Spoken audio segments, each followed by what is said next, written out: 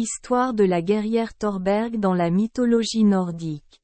Notre histoire commence quand Eric, roi d'Uppsala, a une fille nommée Sornbjörg. Mais le problème c'est que cette fille, ne veut pas être une fille.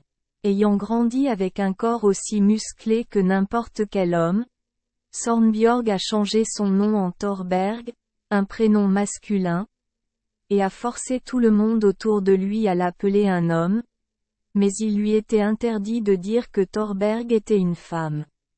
Ensuite, Thorberg reçut de son père des terres à Ulriker pour régner.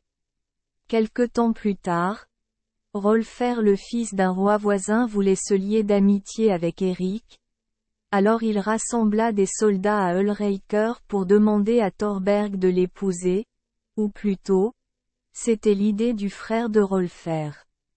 Alors que tout le monde devinait le résultat, Thorberg enfila son armure, tint son arme et ordonna à ses soldats d'attaquer l'équipe de Rolfer. Rolfer battit 6 des généraux de Thorberg un par un, mais dut ensuite partir.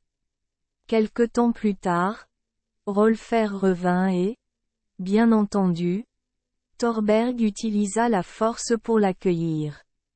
Mais cette fois, en duel, Rolfer bat Thorberg et le force à l'épouser. Le mariage eut alors lieu, mais peut-être que cette vie conjugale serait tout à fait insatisfaisante.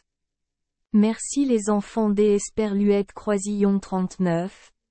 Avoir écouté des contes de fées au jour Esperluette Croisillon 39. 8.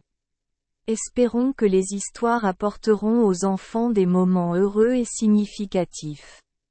Si vous aimez notre chaîne, veuillez appuyer sur le bouton S Esperluette Croisillon 39. Abonner, pour ne manquer aucune histoire intéressante. Je vous souhaite une bonne nuit de sommeil et de beaux rêves.